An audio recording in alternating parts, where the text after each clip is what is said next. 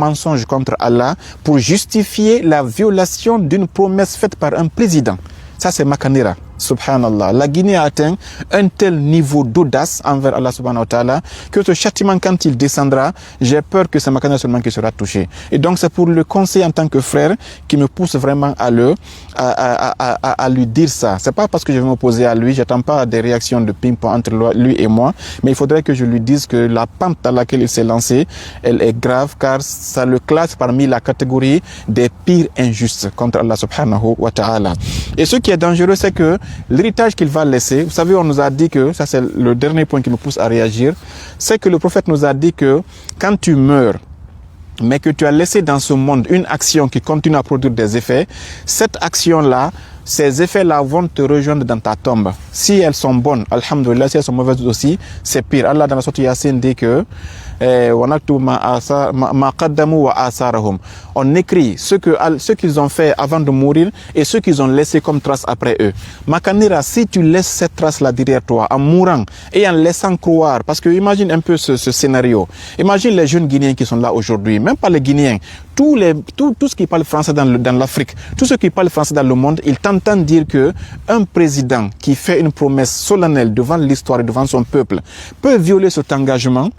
Parce que même Allah a changé sa parole.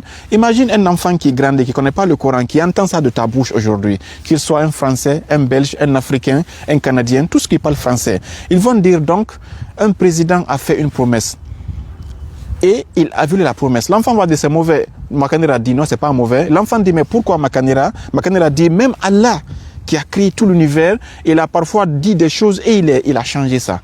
Qu'est-ce que cet enfant-là va... Quelles seront les convictions de cet enfant quand il va grandir? Il va grandir en disant que le chef de l'État qui incarne le pouvoir suprême dans mon pays, ainsi que Dieu qui incarne le pouvoir absolu, ces deux ont fait des promesses et ils ont violé leurs promesses à cause des intérêts. Donc moi, cet enfant, si je promets à quelqu'un dans le quartier, ma femme, mon travail, dans tous les secteurs de la vie, je peux aussi changer ma promesse parce que même Dieu a changé sa promesse. Les conséquences seront que nous avons une société qui n'aura plus de limites, une société qui n'aura plus de freins, une société qui peut violer sa promesse. Parce que depuis le mariage, c'est un engagement. Le commerce, le contrat de vente, c'est un engagement. Autrement dit, Makanera vient de couper les liens et autoriser toute l'humanité à changer ses promesses, à violer leur engagement, parce que même Allah a changé ses engagements, même Allah a changé sa promesse. C'est-à-dire que c'est tellement grave ce qu'il a fait, que s'il meurt en laissant cet héritage, tous ceux qui vont faire ça en se référant à sa parole, surtout que maintenant, ce n'est pas dans un petit village qu'il a dit, hein, c'est sur son compte, c'est sur les réseaux sociaux, même après sa mort, ces vidéos vont continuer à produire des effets.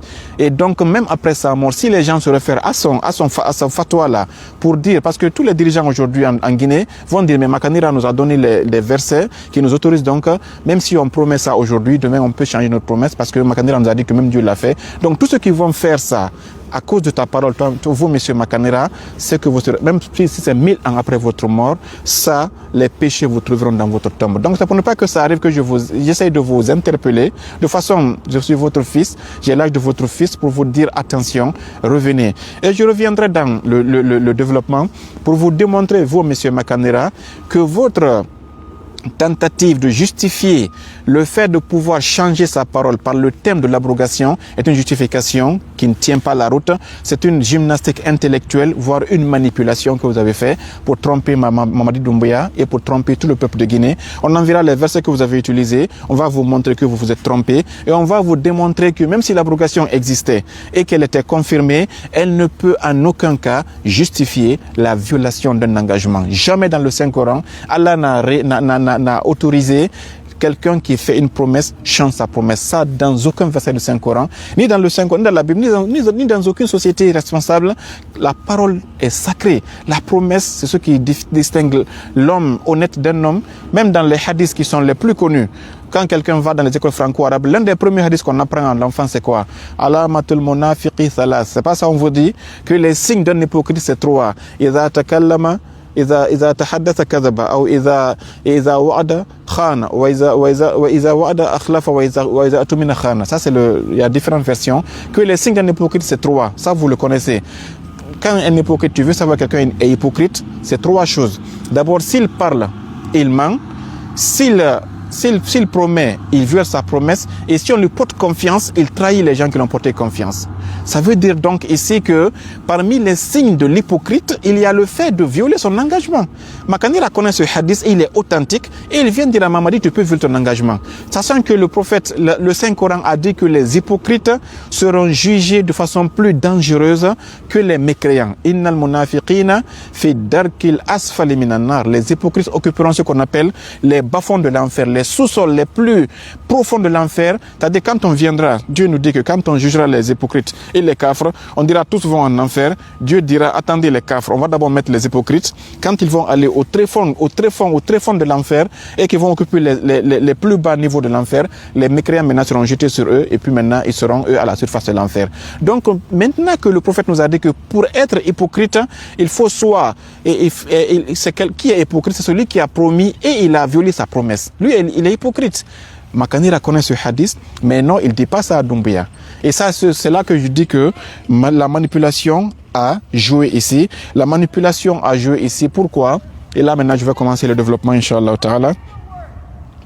La manipulation ici que M. Makanira a faite, son objet c'est quoi? C'est la parole d'Allah. Parce qu'il a dit que c'est le Coran lui-même, c'est Allah qui a changé sa parole. Donc, où il a basé sa manipulation?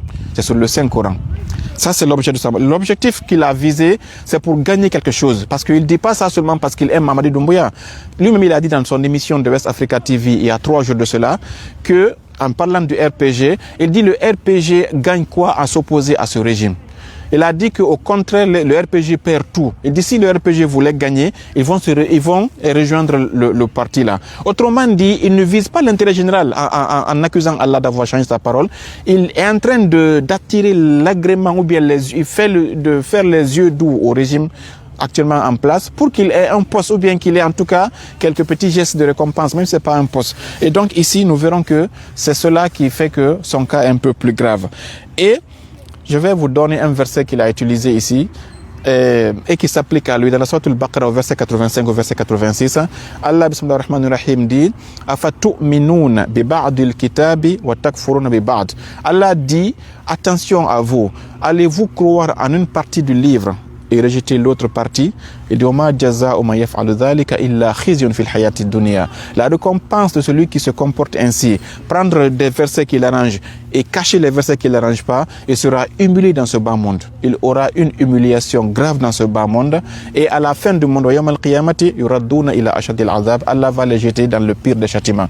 Ce que M. Makanira a fait, il a pris des versets qu'il pense qu'ils peuvent l'arranger et il vous a caché des centaines de versets qui sont contre ce qu'il vous a dit.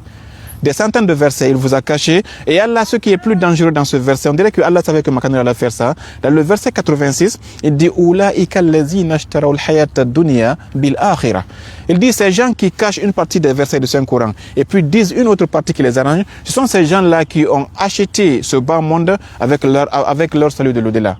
Allah dit ce sont des gens qui ont pris l'au-delà, c'est-à-dire qui ont pris leur paradis, ils ont vendu leur paradis pour gagner un poste avec Mamadi Doumbouya. Ils ont vendu leur paradis pour avoir un peu d'argent. Ils ont vendu leur paradis pour être dans les grâces du régime actuel. Allah dit Ulaika alladhina ishtaraw al-hayata ad-dunya bil-akhirah. Sourate Al-Baqarah, verset 86. C'est-à-dire que 85, Allah dit ceux qui prennent une partie du livre et laissent une autre partie, ce sont ces gens-là qui ont vendu leur âme au diable. Ceux qui ont préféré troquer leur au-delà à travers ce bas monde pour avoir quelques miettes ici. Allah dit dans un autre verset, il dit votre commerce là, le fait d'avoir pris votre paradis et l'avoir vendu votre éternité pour avoir un petit gain mondain, il dit votre commerce là n'aura pas de bénéfice. Pourquoi? L'image que je vais vous donner est très simple. Imaginez quelqu'un qui est dans un pays en plein froid, comme dans les pays actuellement où il y a l'hiver. Il a beaucoup de billets de dollars ou d'euros. Il prend cet argent, il dit qu'il veut faire un feu, parce qu'il a froid, il veut se chauffer. Il prend cet argent, il met le feu sur cet argent et puis il se met à chauffer. Quelques secondes après, l'argent brûle et puis il n'a plus d'argent et le froid continue de le frapper. C'est ce que Makanira est en train de faire actuellement. C'est ce qu'il veut faire. Pourquoi? Parce que s'il avait pris cet argent-là, un seul billet parmi cet argent aurait pu l'aider à acheter un chauffage et il aurait gardé le reste de son argent pour son au-delà au paradis et puis utiliser peut-être ce chauffage-là durant sa vie ici. Mais Makanira, au lieu de prendre cet au-delà-là, le garder pour un bénéfice lointain, il a brûlé son argent et puis le feu est éteint dans quelques secondes parce que l'argent ne peut pas garder un feu très longtemps et bien il n'a pas aussi son chauffage. C'est que Allah a dit, ils ont vendu leur paradis ici pour acheter ce qu'on appelle ici un bénéfice mondain. Et ça ne le produira pas. On va maintenant aller sur le plan de ce qu'on appelle l'action de Makanira en tant qu'intellectuel qui utilise l'abrogation des versets pour justifier ce qu'on appelle ici le changement de parole. C'est ici on va commencer le vif du sujet, Inch'Allah, et je vous souhaite à tous la bienvenue. Je ne peux pas voir tous les commentaires, mais de temps en temps, je vais jeter un coup d'œil. L'abrogation dans le Saint-Coran. L'abrogation dans le Saint-Coran a été définie par Allah lui-même. Ce que Makanira vous a dit ici, qu'il y a des versets qui ont été effacés, remplacés par d'autres, ça, c'est un sujet qu'il ne maîtrise mais absolument pas. Et une parenthèse avant de commencer ici. Vous savez, actuellement, ce qui est bizarre avec l'islam, chacun se pose comme étant un expert en matière de l'islam.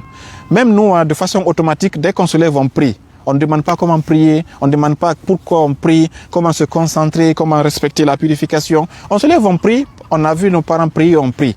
Alors que dans la vie, tu ne peux pas aller conduire un vélo sans apprendre, parce que tu sais que si tu tombes, tu vas casser ta tête ou bien tes genoux. Là, il y a le risque, tu le sais. En matière de religion aussi, même regardez une parenthèse, parce que je vais attaquer les leaders religieux, regardez comment est-ce qu'on nomme un imam en Guinée. Ça, c'est dans une anticipation, un petit point sur les leaders religieux. On nomme un imam parce que l'imam connaît celui qui a construit la mosquée. C'est moi qui ai construit cette mosquée. C'est celui que je veux qui va faire diriger la prière ici. Ou bien parce qu'il a une belle voix.